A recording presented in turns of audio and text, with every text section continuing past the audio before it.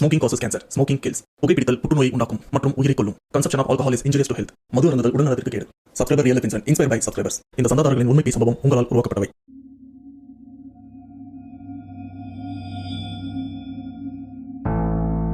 இது வரைக்கும் என் வாழ்க்கையில் என்னை தேடி நிறைய பாதிக்கப்பட்டவங்க, குறிப்பாக சொல்ல போனால் இந்த பில்லி சூன்யம் அப்படின்னு மாந்திரிகத்தால் பாதிக்கப்பட்டவங்க நிறைய பேர் என்ன தேடியும் வந்திருக்காங்க. அவங்களுக்கு நல்ல விதத்தில் அந்த பில்லி சூனியம் செய்வேன் அப்படின்னு எப்பேற்பட்ட விஷயமா இருந்தாலும் கொஞ்சம் காலதாமதமானாலும் அதை நான் சரி பண்ணியும் கொடுத்துருக்கேன். எக்காரணத்தை கொண்டும் நான் கற்றுக்கிட்ட இந்த மாந்திரிக கலையை தப்பான நோக்கத்துக்கு இப்போ வரைக்கும் நான் பயன்படுத்தினதும் இல்லை, இதுக்கப்புறமும் நான் பயன்படுத்த போகிறதுமே இல்லை. ஆனால் கொஞ்ச நாளைக்கு முன்னாடி சேலமை சேர்ந்த ஒரு குடும்பம் எனக்கும் கால் பண்ணி அவங்களுக்கு தெரிஞ்ச குடும்பம் ஒருத்தவங்க ஏவலால ரொம்பவே கஷ்டப்பட்டு இருக்காங்க அப்படின்னு எனக்கும் சொன்னாங்க. சரி, அதை சரி பண்ணிடலாம் அப்படின்னு நானும் அந்த குடும்பத்துக்கிட்டையும் போய் பார்த்தேன். அங்கே போய் பார்த்ததுக்கு அப்புறம் தான் எனக்கே கொஞ்சம் பதட்டமாச்சு. ஏன்னா அந்த இடத்துல நடந்த விஷயம் அப்படி. இதில் ஒரு விஷயத்த குறிப்பிட்டு சொல்லணும்னா, அந்த குடும்பத்து மேலே அந்த ஏவலை ஏவி விட்டவரை பற்றி தெரிஞ்சதுக்கு அப்புறம் எனக்கு என்ன சொல்றது அப்படின்னு தெரியல. ஏன்னா அந்த இடத்துல நடந்த சம்பவம் அப்படி, அதை பண்ணவரும் அப்படிப்பட்டவராக இருந்திருக்காரு அப்படின்னு கொல்லிமலையை சேர்ந்த கந்தசாமி அப்படின்றவர் தான் இவர் அனுபவத்தில் நடந்த உண்மை சம்பவத்தை தான் நமக்கும் ஷேர் பண்ணியிருக்காரு. அதை பற்றி தான் இன்னைக்கு நாம தெளிவாக பார்க்க போகிறோம். அதுக்கு முன்னாடி இந்த மாதிரி பீ சம்பவம் உங்கள் லைஃப்பில் நடந்திருக்கா? அப்படி நடந்ததுன்னா அது நீங்கள் என்கிட்ட ஷேர் பண்ணணும்னு நினச்சிங்கன்னா டிஸ்பிளேல தெரிகிற இந்த வாட்ஸ்அப் நம்பருக்கு உங்கள் லைஃப்பில் நடந்த அந்த பீ சம்பவத்தை ஒரு வாய்ஸ் நோட்டாக எனக்கு நீங்கள் ஷேர் பண்ணுங்க. அப்படி நீங்கள் ஷேர் பண்ணுறது உண்மை சம்பவம் உண்மையிலேயே த்ரில்லிங் இருந்ததுன்னா கண்டிப்பாக நம்ம சேனலில் போஸ்ட் பண்ணுறேன். ஸோ ஒரு பேசாம வீடியோவில் போகலாம். நீங்கள் நம்ம சேனல் புதுசுனா மறக்காம சேனல் சப்ஸ்கிரைப் பண்ணுங்க, பெல் பட்டன் கிளிக் பண்ணுங்க. இப்போ நம்ம வீடியோல போலாம்.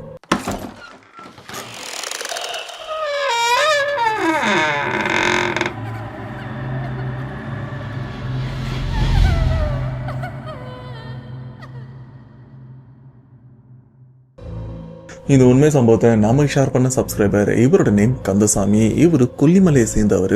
கந்தசாமி இவர் நல்ல முறையில் நல்லதை பண்றதுக்காக மட்டும்தான் இந்த மாந்திரிகத்தை பயின்றிருக்காரு. இது வரைக்கும் இவரோட வாழ்க்கையில நிறைய பேர் பாதிக்கப்பட்டவங்க எனக்கு இந்த மாதிரி பிரச்சனை இருக்கு, பில்லி சூனி வச்சிருக்காங்க, செய்வனை வச்சிருக்காங்க, ஏவல் வச்சிருக்காங்க அப்படின்னு நிறைய பேர் பாதிக்கப்பட்டவங்க இவர்கிட்டே வந்திருக்காங்க. வந்து நல்ல முறையில் அந்த ஒரு விஷயத்தெல்லாம் சரி பண்ணிட்டும் போயிருக்காங்க. அதுக்கேற்ற மாதிரி கந்தசாமி இவரும் அந்த பாதிக்கப்பட்டவங்க கிட்ட இருந்து பெரிய தொகை அப்படின்னு எதுவுமே வாங்காம உங்களால என்ன முடியுமோ அதை மட்டும் பண்ணுங்க அப்படின்னு அவங்க கொடுக்குற தொகையை மட்டும் தான் வாங்கியிருக்காரு. இவரு குறைந்தபட்சம் எவ்வளவு வாங்கியிருக்காரு தெரியுமா? 101 ரூபாய். இப்படிதான் இவரோட வாழ்க்கையும் போயிட்டே இருக்கு. ஒரு சில நாட்களுக்கு முன்னாடி பாத்தீங்கன்னா சேலமுக்கு கொஞ்சம் முன்னாடி தர்மபுரி மாவட்டமும் இருக்கு. அந்த இடத்துல தான் ஒரு அமானுஷமான இடமும் இருக்கு. 2 நாள் முன்னாடி கூட அதை பத்தி ஒரு வீடியோ, தொப்பூர் கணவாய் பத்தி ஒரு வீடியோவும் போஸ்ட் பண்ணிருந்தோம். அந்த தொப்பூர் கணவாய் இருக்கிற சரௌண்டிங்ல இருக்கிற ஒரு கிராமத்துல இருந்து தான் மாந்திரிகரான கந்தசாமி இவருக்கு தெரிஞ்ச ஒருத்தர் அந்த தொப்பூர் கணவாய் அந்த சரௌண்டிங்ல இருந்தும் போன் பண்றாரு. போன் பண்ணி எனக்கு தெரிஞ்ச ஒரு குடும்பம் இந்த இடத்துல ஏவலால ரொம்பவே கஷ்டப்பட்டு இருக்கு, கண்டிப்பா உன்னால முடிஞ்சா உதவி பண்ண முடியும் அப்படின்னு அந்த நபர் கந்தசாமி இவருக்கும் அந்த வீட்டுல நடக்கிற விஷயமும் அந்த வீட்டை சுத்தி நடக்கிற விஷயத்தையும் வந்து கொஞ்சம் விவரிக்கிறாரு. அதுக்கேற்ற மாதிரி அந்த பாதிக்கப்பட்ட குடும்பம் அந்த வீட்டில் பார்த்தீங்கன்னா கொஞ்ச நாளாவே ஒரு அமானுஷமான விஷயங்களும் அபசகுணமான விஷயங்களும் தொடர்ந்து நடந்துட்டே இருக்க அந்த குடும்பத்தில் இருக்கிறவங்க உணர்ந்திருக்காங்க, ஏதோ நம்மளை சுற்றி ஏதோ தப்பான விஷயம் பண்ணியிருக்காங்க, அது கண்டிப்பாக மாந்திரிகம் ரீதியாக தான் இருக்கும், பில்லி சூனியம் ஏவல் அப்படின்னு இந்த மாதிரி ஏதோ ஒன்று பண்ணியிருக்காங்களோ அப்படின்னு அந்த பாதிக்கப்பட்ட குடும்பத்துக்கு கொஞ்சம் டவுட்டும் இருந்திருக்கு. இருந்தாலும் அந்த குடும்பம் அந்த மாந்திரிகத்தால் பாதிக்கப்பட்ட கொஞ்ச நாளைக்கு அப்புறம் தான் இதை நம்ம சரி பண்ணலாம், கண்டிப்பாக என்ன வேணாலும் நடக்கும் அப்படின்னு அவங்களுக்கு தெரிஞ்ச வேற ஒரு மாந்திரிகர் இந்த இடத்துல இந்த சம்பவத்தை நமக்கு ஷேர் பண்ணல மாந்திரிகரான கந்தசாமி இவரை இப்போதைக்கு விட்டுருங்க. ஏன்னா இப்ப நான் சொல்ல போறது எல்லாமே பாத்தீங்கன்னா இதுக்கு முன்னாடி அந்த குடும்பத்தை சுத்தி நடந்த விஷயத்தை தான் இப்ப நான் சொல்றேன். இப்போதைக்கு அந்த குடும்பத்தையும் கந்தசாமி இவரையும் போட்டு கன்ஃபியூஸ் பண்ணிக்காதீங்க. இப்ப இந்த இடத்துல மாந்திரிகத்தால பாதிக்கப்பட்ட அந்த குடும்பம் தான் ஏதோ பிரச்சனை இருக்குன்னு தெரிஞ்சு அவங்களும் ஒரு சில கோவில்களுக்கும் போயிருக்காங்க. அதாவது என்னன்னே தெரியாம அவங்களும் கோவில் குளம் அப்படின்னு போயிருக்காங்க. அதுல ஒரு சில பேர் சொல்லியிருக்காங்க, இது என்னவோ சாதாரண விஷயம் மாதிரி தெரியல, யாரோ ஒருத்தவங்க உங்களுக்கு ஏதோ மாந்திரிகம் வச்சிருக்காங்கன்னு மட்டும் தெரியுது, இதை நீங்க ஏதாச்சும் ஒரு மாந்திரிகரை பார்த்து சரி பண்ணீங்கன்னா உங்களுக்கு நல்லது அப்படின்ற மாதிரியும் சொல்ல, அதுக்கேற்ற மாதிரி அந்த பாதிக்கப்பட்ட அந்த குடும்பமும் மாந்திரிகரை தேடியும் போறாங்க. அப்படி போன இடத்துல அந்த மாந்திரிகர் சொல்ற விஷயம், உங்க குடும்பத்துக்கு யாரோ ஒருத்தவங்க ஏவலையும் ஏவி விட்டுருக்காங்க, அந்த ஏவல் தான் உங்க குடும்பத்தை படாத பாடுபடுத்திருக்கு அப்படின்னு சொல்ல, அதுக்கேற்ற மாதிரி அந்த மாந்திரிகரும் கவலைப்படாதீங்க, இந்த ஏவலை ரொம்பவே சுலபமா என்னால எடுக்க முடியும், அதுக்கு இவ்வளவு பணம் செலவாகும் அப்படின்னு சொல்ல, அந்த குடும்பமும் எப்பா பணம் செலவான பிரச்சனை இல்லை, நாங்க இந்த ஏவல்ல இருந்து வெளியில வரணும்னு சொன்னதுக்கு அப்புறம் அந்த மாந்திரிகரும் அதுக்குண்டான பூஜை எல்லாம் பண்ணி அந்த ஏவல்ல இருந்து அந்த குடும்பத்தை வெளியிலும் கொண்டு வந்துடுறாங்க. ஸோ அப்படி கொண்டு வந்ததுக்கு அப்புறம் அந்த குடும்பமும் ஒரு சில நாட்கள் ரொம்பவே நார்மலா இருந்திருக்காங்க, அப்பாடா பிரச்சனை முடிஞ்சிருச்சு அப்படின்னு. ஆனா வெளியில வந்த ஒரு சில நாட்களுக்கு அப்புறம் பார்த்தீங்கன்னா மறுபடியும் அவங்களுக்கு அந்த பிரச்சனை பின்தொடரவும் ஆரம்பிக்குது. இப்படி மறுபடியும் இந்த பிரச்சனை வந்த உடனே அந்த பாதிக்கப்பட்ட குடும்பமும் அதே மாந்திரிகர் கிட்ட இதுக்கு முன்னாடி போயிட்டு சரி பண்ணணும்னு போயிருப்பாங்கல்ல, அதே மாந்திரிகர் தேடியும் போறாங்க. இந்த மாதிரி மறுபடியும் பிரச்சனை இருக்குன்னு சொல்ல, அந்த மாந்திரிகரும் மறுபடியும் செக் பண்ணி பாக்குறாரு, என்ன திரும்பவும் பிரச்சனை வந்திருக்காங்க அப்படின்னு. அதை பத்தி கொஞ்சம் கணிக்கும் போதுதான் அவங்களுக்கும் தெரிஞ்சிருக்கு, எப்பா இப்பதான்ப்பா இந்த பிரச்சனை சரி பண்ணி உங்களை அனுப்பின, திரும்பவும் அதே ஏவல் உங்களை சுத்திட்டு இருக்கு, இதுக்கு சாத்தியமே இல்லை அப்படின்னு அந்த குடும்பத்துக்கிட்டையும் சொல்ல, ஆனா அந்த குடும்பத்துக்கும் இதை பத்தி தெரியல. அப்புறம் இந்த மாந்திரிகர் ஒரு விஷயத்தையும் யோசிக்கிறாரு, எப்பா எனக்கு தெரிஞ்சு இந்த இடத்துல ஒரு விஷயம் நடக்குதுன்னு மட்டும் புரியுது, ஆனா அந்த ஒரு விஷயத்த இப்போதைக்கு அந்த குடும்பத்துக்கிட்டையும் சொல்லல, திரும்பவும் அதே மாந்திரிக விஷயத்தெல்லாம் பண்ணி அந்த ஏவலை இவங்க கிட்ட இருந்து துரத்தியும் அடிக்கிறாங்க. துரத்தி அடிச்சதுக்கு அப்புறம் அந்த குடும்பமும் அந்த ஏவல் இவங்களை விட்டு போனதுக்கு அப்புறம் அந்த குடும்பமே ரொம்பவே ரிலாக்ஸா ஃபீல் ஆகுது. அதே மாதிரி ரெண்டாவது தடவை அந்த ஏவலை துரத்தி அடிச்சதுக்கு அப்புறம் அந்த குடும்பமும் வழக்கம் போல வீட்டுக்கும் போறாங்க. அடுத்த 2-3 நாளைக்கு எந்த பிரச்சனையுமே இல்லை. ஆனா ரெண்டாவது தடவை துரத்தி விட்ட அந்த ஏவல் 3வது முறையா திரும்ப அவங்க குடும்பத்தை தேடியும் வந்து அவங்க குடும்பத்தை படாத பாடுபடுத்திட்டு இருக்கு. மறுபடியும் அந்த குடும்பம் அந்த மாந்திரிகர்கிட்ட போயிட்டு, இந்த பிரச்சனை திரும்பவும் இருக்கு, நீ என்னதான் பண்ற, எங்களை ஏமாத்திரியா இல்ல என்ன பண்ற அப்படின்ற மாதிரி அந்த மாந்திரிகர்கிட்ட சண்டையும் போட, மறுபடியும் அந்த மாந்திரிகர் அந்த ஒரு விஷயத்தை பத்தி கணிக்கவும் ஆரம்பிக்கிறாரு.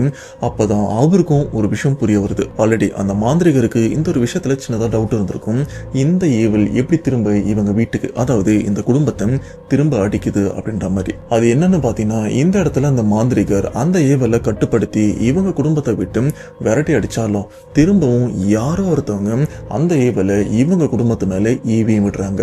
ஒரு சைட்ல இந்த ஏவலை மாந்திரிகர் இவர் துரத்தி விட்டா, இன்னொரு சைட்ல இருந்து அந்த மர்மமான நபர் அந்த ஏவலை இவங்க குடும்பத்து மேல ஈவியும் விடுறாரு. இது ஒரு சங்கிலி தொடர் மாதிரி திரும்ப திரும்ப நடந்துட்டோ இருக்கு. ஆனா இந்த பாதிக்கப்பட்ட குடும்பம் என்ன நினைக்கிறாங்கன்னா, எனக்கு என்னவோ இந்த மாந்திரிகர் மேலதான் டவுட் இருக்கு, இவன் தான் நம்ம கிட்ட காசு புடுங்கிறதுக்காக இந்த மாதிரிலாம் பண்றா அப்படின்னு கடைசியா அந்த மாந்திரிகர்கிட்ட போகாம வேறு சில மாந்திரிகரை நாடியும் போறாங்க. அப்படி போன எல்லா இடத்துலயுமே பாத்தீங்கன்னா அந்த ஏவலை துரத்தி விடுறாங்க. ஆனா துரத்தி விட்டதுக்கு அப்புறம் திரும்ப அந்த மர்மமான நபர் இவங்க குடும்பத்து மேல அந்த ஏவலை ஈவியும் விடுறாங்க. இந்த ஒரு விஷயம் எங்க போய் முடியுதுன்னு பாத்தீங்கன்னா, அந்த பாதிக்கப்பட்ட குடும்பம் சொந்தமா வீடும் வச்சிருந்தாங்க, இது கூடவே கையிருப்புக்கு கொஞ்சம் பணமும் வச்சிருந்தாங்க. இந்த பணமும் காலியாயிருச்சு, அந்த வீட்டையும் வித்து மொத்தமா ஒன்றும் இல்லாமல் இருந்திருக்காங்க. ஆனால் அவங்களுக்கு விவசாயம் பண்றதுக்காக வயல்வெளியும் இருந்திருக்கு. அந்த வயல்வெளியில கொஞ்சம் பெரிய பம்பு செட்டும் இருந்திருக்கு. இப்போ நம்ம வீட்டையும் வித்துட்டோம், வீட்டை வித்துட்டு தான் இந்த பிரச்சனைல இருந்து வெளியில வரதுக்கும் முயற்சி பண்ணோம். ஆனா வெளியிலயும் வர முடியல. ஒருவேளை அந்த வீட்டுல பிரச்சனை இருந்தா கூட அதை தான் வித்துட்டு நாம வெளியில வந்துட்டோம்ல, இப்போ நமக்கு தங்கறதுக்கு ஒரே ஒரு இடம் மட்டும்தான் இருக்கு. இதோ நம்ம வயல்வெளியும் இருக்கு, அந்த இடத்துல பம்பு செட்டும் இருக்கு, கொஞ்ச நாளைக்கு அந்த இடத்துல தங்கிக்கலாம் அப்படின்னு அந்த குடும்பம். சொல்ல மறந்துருப்பேன், அந்த குடும்பத்துல அம்மா அப்பா 2 பசங்க 4 பேரும் இருக்காங்க. இவங்க 4 பேருமே அந்த மோட்டார் பம்பு செட்ல தான் தங்குறாங்க. அந்த 2 பசங்களும் சின்ன பசங்கலாம் கிடையாது. பெரிய பையன் அவரோட வயசு 26, ரெண்டாவது பையன் அவரோட வயசு 23ல இருந்து 24 இருக்கும். இப்ப இந்த குடும்பம் அந்த வயல்வெளியில இருக்கிற அந்த பம்பு செட்ல தான் தங்கி இருக்காங்க. நைட்டு அங்கதான் தூங்க வேண்டியிருக்கு. கொசுக்கடியா இருந்தாலும் என்னவா இருந்தாலும் அந்த இடத்துல தான் தங்க வேண்டியிருக்கு. ஆனா இப்படி தங்குற விஷயம் 1 மாசம் 2 மாசம் 1 வருஷம் போச்சான்னு கேட்டீங்கன்னா அதெல்லாம் கிடையாது. இந்த வீட்டை வித்துட்டு வந்த 2 நாள் தான் அந்த வீட்லயும் தங்கியிருக்காங்க. அதாவது வீடுன்னு சொல்றதை விட அந்த பம்பு செட்ல 2 நாள் தான் தங்கியிருக்காங்க. 2 நாள் தங்கினதுக்கு அப்புறம் மறுபடியும் அதே இடத்துல அந்த பிரச்சனை ஆரம்பிக்குது. அதாவது இவங்க மேல ஏவி விட்டா அந்த ஏவல் உருவமாவும் சரி, இவங்களை பயமுறுத்துற விஷயமாவும் இவங்களை ரொம்பவே தொல்லை பண்ணிட்டு இருக்கு. அப்ப அந்த பாதிக்கப்பட்ட குடும்பத்தோட குடும்ப தலைவர் அவரு, இதுக்கப்புறம் நாங்க என்னடா பண்றது, இது எவன் எங்க மேல ஏவி விடுறான்னு தெரியல, ஏவி விடுறவன் மட்டும் என் கையில கிடைச்சானா கண்டிப்பா நானே வெட்டி சாச்சிருவேன் அப்படின்ற கோவம் கோவத்துக்கு அவரும் இருந்திருக்க. ஆனா இது யாரு பண்றான்னு கூட தெரியல அப்படின்னு அந்த குடும்பமே ஒரு குழப்பத்தோட இருந்துட்டு இருக்க. அப்ப அந்த பாதிக்கப்பட்ட அந்த நபர் இந்த மாதிரி என் குடும்பத்தில் நடக்குது அப்படின்னு அவருக்கு தெரிஞ்ச ஒரு நபர்கிட்டயும் சொல்லியிருக்காங்க. கடைசியா அந்த நபர் தான், அவருக்கு தான் கொல்லிமலையில இருக்கிற கந்தசாமி இவரையும் தெரியும். இந்த மாதிரி எனக்கு ஒரு மாந்திரிகர் தெரியும் அப்படின்னு கந்தசாமி இவருக்கும் போன் பண்ணி இப்ப நடந்த எல்லா விஷயத்தையுமே போன் வழியா அவருக்கும் சொல்லியிருக்காரு, இதெல்லாம் சரி பண்ணணும் அப்படின்னு. இதை கேட்ட கந்தசாமி இவரும் கண்டிப்பா நான் வரேன், உதவி பண்றேன் அப்படின்னு இவரும் கொல்லிமலையில இருந்து கிளம்பி தருமபுரி மாவட்டம்ல இருக்கிற அந்த பர்டிகுலர் கிராமத்துக்கும் போறாரு. அண்ட் அவங்க தங்கி இருக்கிற அந்த வயல்வெளியில அந்த பம்பு செட் இருக்கும்ல, கொஞ்சம் பெருசா தான் இருக்கும். அது உள்ள போகும்போதே கந்தசாமி இவருக்கும் கிளியரா புரியுது, இப்ப பிரச்சனை இந்த இடத்துல தான் இருக்கு அப்படின்னு. அந்த பம்பு செட்ல இருந்து வெளியிலயும் வராரு. அந்த பம்பு செட்டை ஒரு 2-3 தடவை சுத்தியும் பாக்குறாரு. அதாவது வெளிப்புற இடத்த வந்து நல்லா சுத்தியும் பாக்குறாரு. அதுல ஒரு சில இடத்துல, குறிப்பா ஒரு 6-7 இடத்துல பள்ளத்தையும் தோன்றாங்க. அப்படி தோண்டி பார்க்கும்போது அந்த இடத்துல 6 விதமான பானைகளும் இருந்துட்டு இருக்கு. இந்த மாந்திரிகத்தால பாதிக்கப்பட்ட அந்த குடும்ப தலைவர் அவருக்கு இந்த இடத்துல ஏன் நிலத்தை எப்படி இந்த மாதிரி பானை வந்தது அப்படின்னு அவருக்கும் சுத்தமா ஐடியாவும் கிடையாது. இந்த பானையெல்லாம் பார்க்கும்போது கந்தசாமி இவருக்கு இது என்னது அப்படின்னு தெரியுது. அதாவது அந்த பானைக்குள்ள இருக்கிற விஷயம் என்னது அப்படின்னு அவருக்கும் புரியுது. அதுக்கு ஒரு பேரும் சொன்னாரு. அந்த பேர் என்னன்னு பாத்தீங்கன்னா கை கருப்பு அப்படின்னு சொல்லியிருக்காரு. கை கருப்பா அப்படின்னா என்னப்பா அப்படின்னு கேட்டீங்கன்னா எனக்கே அந்த ஒரு வார்த்தை புதுசா தான் இருந்திருக்கு. ஆனா கந்தசாமி அதுக்கு ஒரு விளக்கமும் கொடுத்திருக்காரு. ஆக்சுவலா கை கருப்பு அப்படின்றது வந்து இந்த மாந்திரிகம் பயின்று இருக்காங்கல்ல, அவங்க மத்தியில வந்து பரவலா பேசப்படுற ஒரு வார்த்தை. அப்படிப்பட்ட கை கருப்புனா என்னன்னு பாத்தீங்கன்னா இந்த வயசு பொண்ணுங்க, ஆசை எதுவுமே நிறைவேறாத பொண்ணுங்களை வந்து அடக்கி, நம்ம மோகினிலாம் சொல்லுவோம் பாத்தீங்களா, அப்படிப்பட்ட வயசு பெண்களுடைய அந்த துர்ஆன்மாவை அடக்கி ஒரு சில விஷயத்த பண்றதுதான் கை கருப்பு அப்படின்னு சொல்றதா சொல்லியிருக்காங்க. இப்படிப்பட்ட இந்த விஷயத்தெல்லாம் பார்க்கும்போது கந்தசாமி இவருக்கும் என்னடா இது பெரிய விஷயமாச்சு, இது பண்றதுக்கு கண்டிப்பா இந்த மாந்திரிகத்துல இந்த ஜித்து ஜிலாடிலாம் சொல்லுவாங்க பாத்தீங்களா, அந்த அளவுக்கு மாந்திரிகத்துல ஊறி போனவங்க தான் இந்த மாதிரி விஷயத்தெல்லாம் பண்ணுவாங்க. சரி, இதை பண்ணிருக்காங்க, இந்த குடும்பத்துக்கு எதுக்கு பண்ணிருக்காங்க அப்படின்னு இவரும் கணிக்கவும் ஆரம்பிக்கிறாரு. கணிச்சது மட்டும் இல்லாம இது உண்மையிலேயே யாரு பண்ணிருக்காங்கன்னு கணிக்கும் போதுதான் கந்தசாமி இவருக்கு மட்டும் இல்ல அந்த குடும்பத்துக்கே ஒரு பெரிய அதிர்ச்சி, ஒரு அணுகுண்டே போட்ட மாதிரி இருக்கு. அது என்னன்னா, ஆல்ரெடி நான் சொல்லியிருப்பேன், இந்த குடும்பத்துல அப்பா அம்மா இவங்களுக்கு 2 பசங்களும் இருப்பாங்க. இந்த 2 பேர்ல மூத்த பையன் இவருக்கு வந்து படிப்பு சரியா வரல, 12வது முடிச்சிட்டாரு.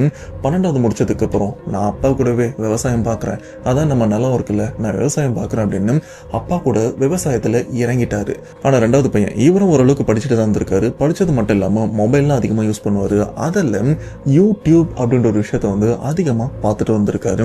அதுல தெரிஞ்சோ தெரியாமலோ இவருக்கு இந்த மாந்திரிகம் சம்பந்தப்பட்ட விஷயங்கள் கொஞ்சம் தொடர்ந்து அந்த வீடியோக்கெல்லாம் வந்துட்டே இருக்கு. இதெல்லாம் தொடர்ந்து பார்த்துட்டு இருக்கிற அந்த 2வது பையன், அவருடைய பெயர் குணசேகரன், குணான்னு கூட சொல்லலாம். ஸோ அவரும் ரெகுலரா அந்த மாந்திரிக வீடியோ எல்லாம் பார்த்துட்டே இருக்கு. அப்போ அவரை அறியாமலே ஒரு ஆசையம் வருது, பா மாந்திரிகத்துல இவ்வளவு விஷயம்லாம் பண்ணலாமா, நானும் மாந்திரிகத்தை கத்துக்கிட்டேன்னா எனக்கு தேவையான விஷயம் நிறைய பண்ணலாம் போல இருக்கு அப்படின்னு அந்த யூடியூப்ல அந்த மாந்திரிக விஷயங்கள்லாம் எப்படி பண்றது அப்படின்னு அதுக்குண்டான சில விஷயங்கள்லாம் பாக்குறாரு. ஓகே, ஆரம்பத்துல இந்த ஒரு விஷயத்த பண்ணா இந்த சின்ன சின்ன சித்துகள் எல்லாம் பண்ணலாம், ஆனா இதை பத்தி இன்னும் பெரிய விஷயங்கள்லாம் பண்ணோம்னா இன்னும் இதை பத்தி நமக்கு நிறைய விஷயங்கள் தெரிய வேண்டி இருக்கு அப்படின்னு குணா இவரும் என்ன பண்றாருன்னா அந்த மாந்திரிகத்தை நிறைய தெரிஞ்சுக்கவும் ஆரம்பிக்கிறாரு. இது மட்டும் இல்லாம இந்த ஒரு விஷயத்த குணா அவருடைய ஃப்ரெண்டு மச்சான், இந்த மாதிரி மாந்திரிகம், இந்த பிளாக் மேஜிக்லாம் நான் கத்துட்டும் இருக்கேன் அண்ட் இதை இன்னும் கத்துக்கலான்னு இருக்கேன் அப்படின்னு சொல்றாரு. அதுக்கேற்ற மாதிரி அந்த நண்பரும் ஒரு சில வழிமுறைகள்லாம், மச்சான் இதெல்லாம் பண்ணா இது கத்துக்கலாம், இதை பண்ணா இப்படி கத்துக்கலாம் அப்படின்னு அந்த ஃப்ரெண்டும் ஹெல்ப் பண்றாரு. இது மட்டும் இல்லாம குணா இவர் என்ன பண்ணிருக்காருன்னா இந்த மாந்திரிகம் விஷயத்த வந்து சேலம்ல இருக்கிற ஏதோ ஒரு இடத்துல போய் கத்துக்கிட்டு வரதுக்காகவும் போயிருக்காரு. அண்ட் அந்த இடத்துல கத்துக்கிறது மட்டும் இல்லாம நடுராத்திரி சுடுகாட்டுக்கும் போயிட்டு மயானத்துக்கு போயிட்டு அந்த மாந்திரிகத்தோட செய்முறைய அந்த இடத்துலயும் செஞ்சும் பார்த்திருக்காரு. செஞ்சு பார்த்தது வந்து முழுமையா செஞ்சிருக்காருன்னு கேட்டீங்கன்னா இவர் அந்த ஒரு விஷயத்துல அறகுறையா தான் இருந்திருக்காரு. இது கூடவே அந்த மயானத்துல இந்த மாந்திரிக பூஜை எல்லாம் பண்ணும்போது அறகுறையா அந்த ஏவல் விஷயத்தெல்லாம் பண்ணிட்டு ஓகே செஞ்சு முடிச்சிட்டோம் அப்படின்னு அங்க இருந்து கிளம்பி வீட்டுக்கு வந்திருக்காரு. அப்படி வீட்டுக்கு வரும்போது பாத்தீங்கன்னா அங்க இருக்கிற அந்த ஏவலும் இவருக்கு தெரியாமலே அந்த அறகுறை விஷயத்தால இவரை பின்தொடர்ந்து வீட்டுக்கும் வந்திருக்கு. இந்த மாதிரி ஒரு தடவையும் இவர் மயான பூஜை எல்லாம் பண்ணும்போது அந்த ஏவல் இவருக்கு தெரியாமலே இவரு கூடவே வீட்டுக்கு வந்திருக்கு. ஆனா ஒரு லெவலுக்கு அப்புறம் குணா இவருக்கும் தெரிஞ்சிருச்சு இந்த ஏவல்லாம் நம்மளை பின்தொடர்ந்து வந்திருக்கு அப்படின்னு.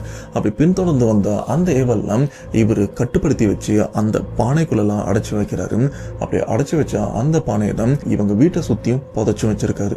இந்த இடத்துல குணா இந்த மாந்திரிகத்தை அரையங்குறையமா கத்துக்கிட்டதுக்கு அப்புறம் இதை நாம யார் மேலேயாச்சும் சோதிச்சு பார்க்கணும், யாரையாச்சும் வச்சு இந்த மாந்திரிகத்தை பண்ணணும் அப்படின்னு இவரும் யோசிக்கும் போதுதான் அப்பதான் கூடவே நம்ம குடும்பம் இருக்கே, அப்பா அம்மா ஏன் என் அண்ணன் இருக்கானே அவனை வச்சு சோதிச்சு பார்க்கலாம் அப்படின்னு தான் குணா இவரும் முறையா அவரு கத்துக்கிட்ட அந்த மாந்திரிகத்தை அவர் அண்ணன் மேலேயும் பயன்படுத்த ஆரம்பிச்சிருக்காரு. அதுக்கேற்ற மாதிரி அன்னைக்கு நைட்டு, இதுக்கு முன்னாடி அந்த வீட்டை வித்துட்டாங்கல்ல, அந்த வீட்டில் தான் ஒரு சில விஷயம் நடந்திருக்கு.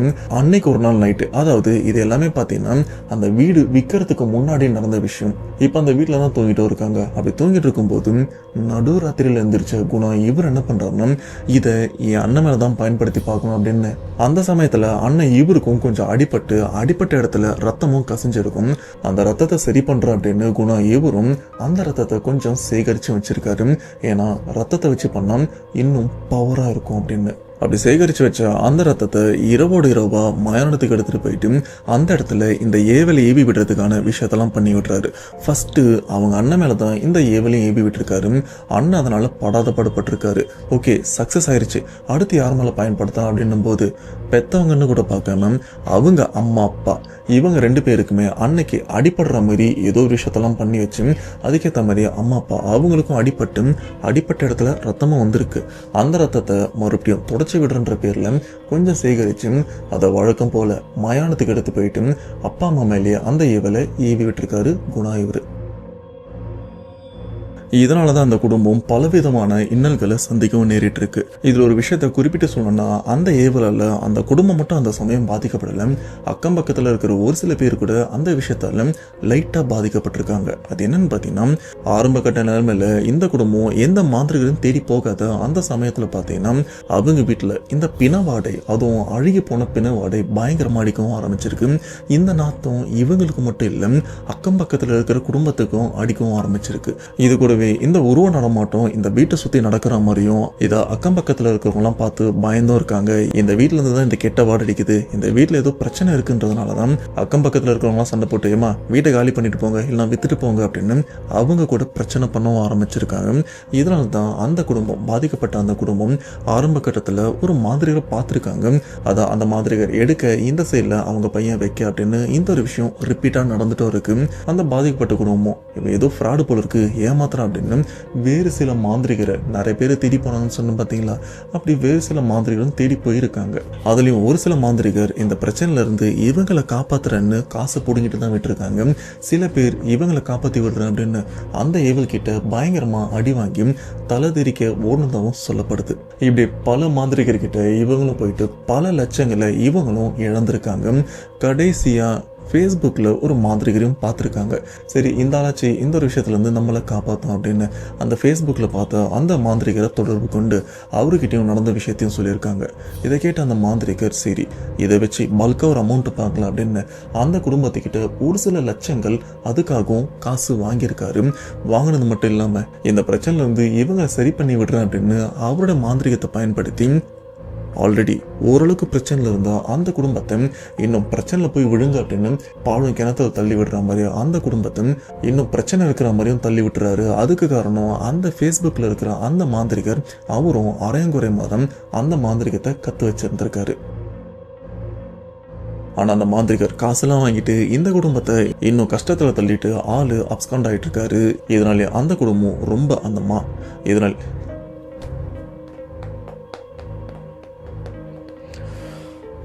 இந்த வீடியோவை எடுக்கிறதுக்கு நான் ரொம்ப போராடிட்டு இருக்கேன். கிட்டத்தட்ட 5 தடவை கரண்ட் கட் ஆயிருச்சு. 2 தடவை மெமரி கார்டில் இருக்கிற வீடியோ கரப்ட் ஆயிருக்கு. இது என் நேரமா இல்லை இந்த இன்சிடெண்ட்டாக தெரியல. மேபி இது ஒரு எதர்ச்சியானதாக கூட இருக்கலாம்.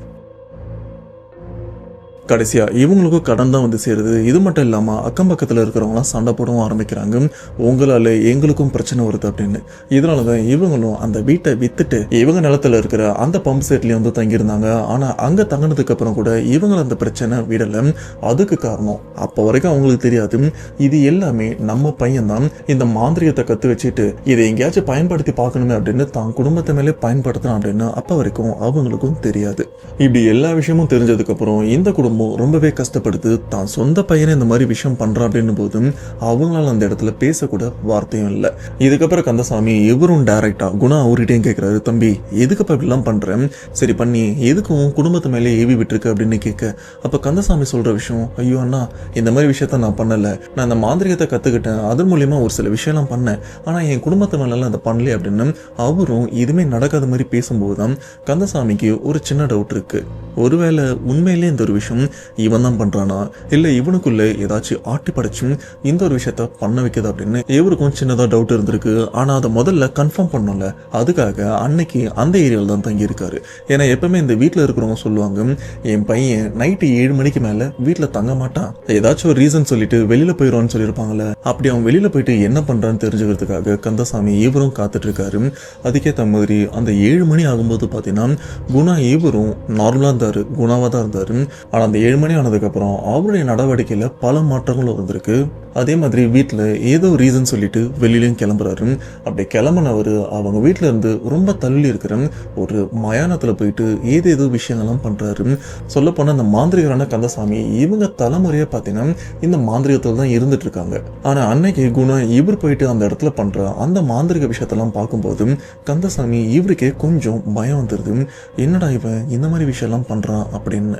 அப்பவே அவருக்கும் தெளிவா புரிஞ்சிருச்சு, உண்மையிலே இந்த ஒரு விஷயத்த இந்த பையன் பண்ணல, இவன் உடம்புல இருக்கிற ஏதோ ஒண்ணுதான் இவனை ஆட்டி படைச்சிட்டு இருக்கு.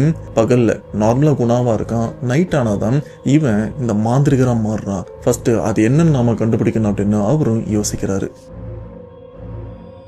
ஆனா இதுக்கு முன்னாடி அந்த வீட்டை சுத்தி இருக்கிற அந்த ஏவலை நாம இப்ப சரி பண்ணோம்ல, அப்பதான் அந்த குடும்பம் கொஞ்ச நாளைக்காச்சும் அமைதியா இருக்கும், நமக்கும் கொஞ்சம் நேரம் கிடைக்கும் அப்படின்னு அந்த வீட்டை சுத்தி இருக்கிற அந்த பானையில கை கருப்புன்னு சொன்னார்ல, அதெல்லாம் எடுத்து சரி பண்ணி அந்த ஏவலை தற்சமயமா அந்த இடத்தை விட்டும் ஓட்டி விடுறாரு.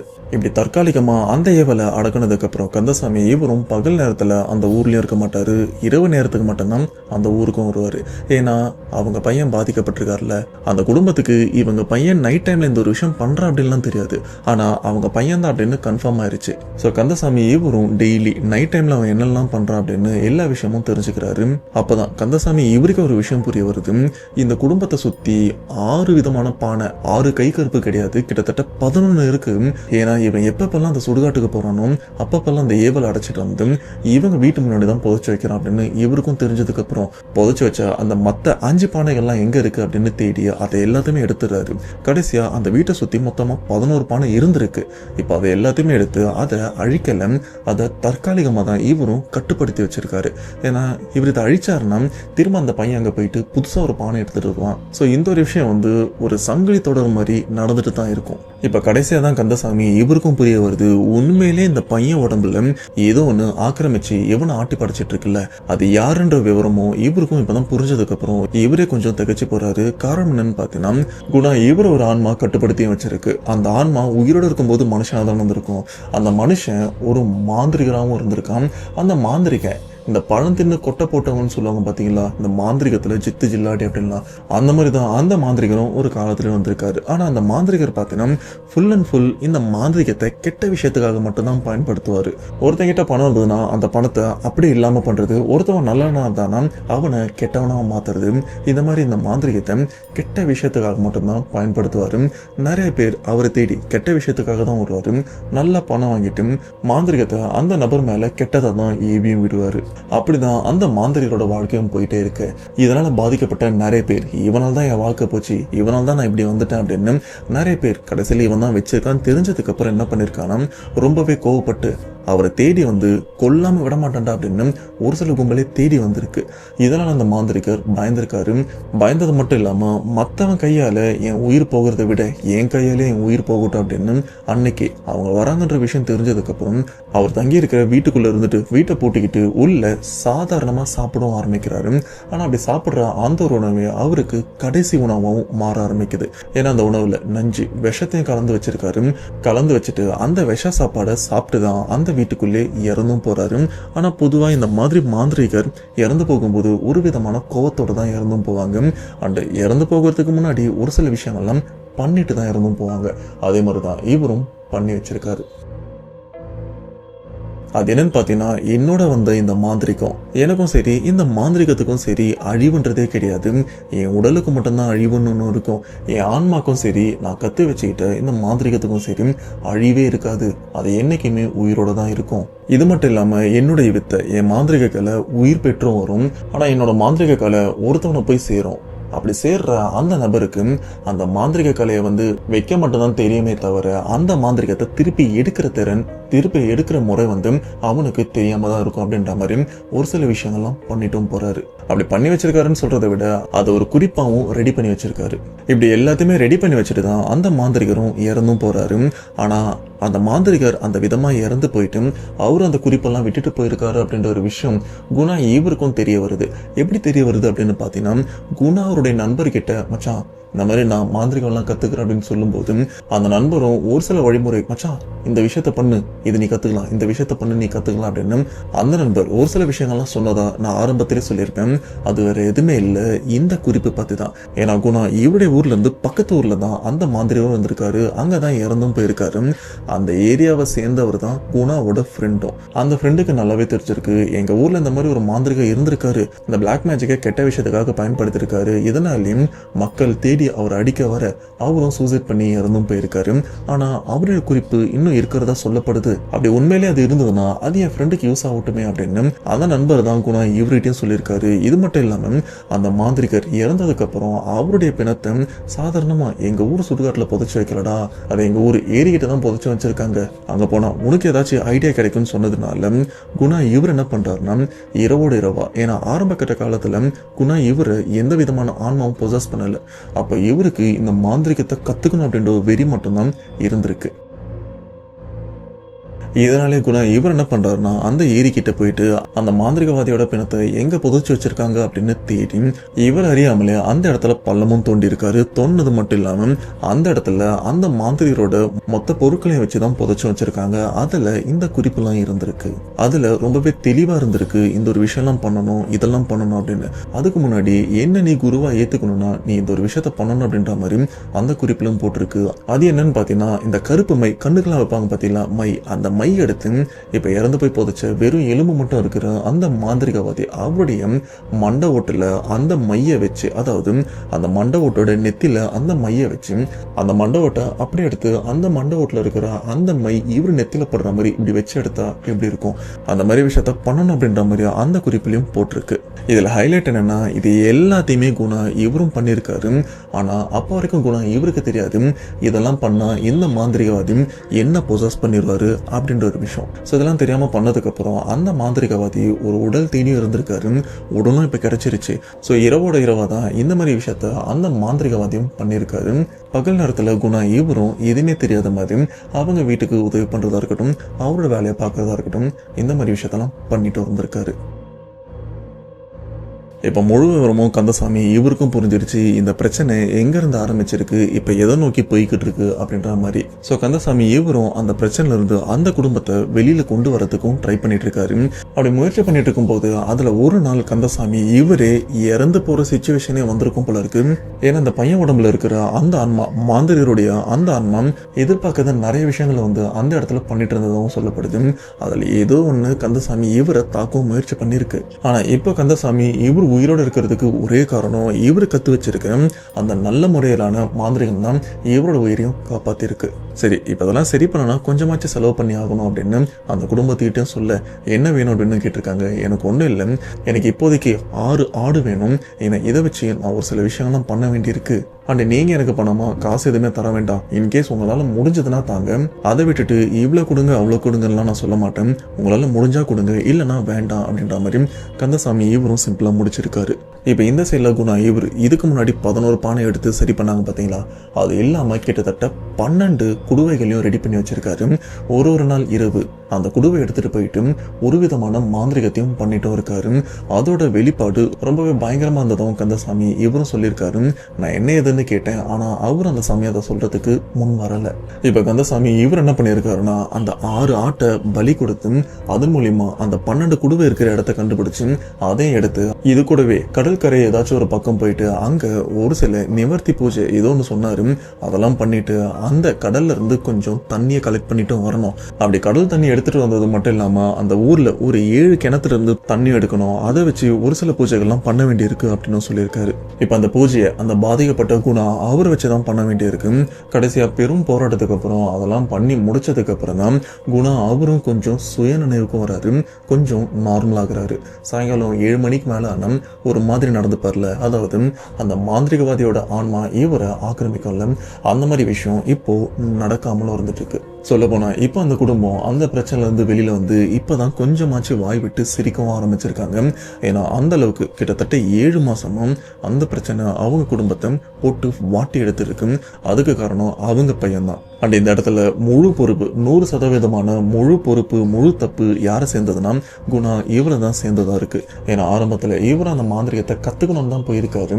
அதன் மூலியமா இன்னும் மும்முரமா இறங்கணும் அப்படின்னு இறந்து போன மாந்திரிகரை பத்தி தெரிஞ்சு அவருடைய குறிப்பெல்லாம் படிச்சு கடைசியா அந்த ஆன்மாவை இவரை பொசஸ் பண்ணி இவரோட குடும்பத்துக்கு இந்த பிரச்சனையை இழுத்து விட்டுருக்காரு.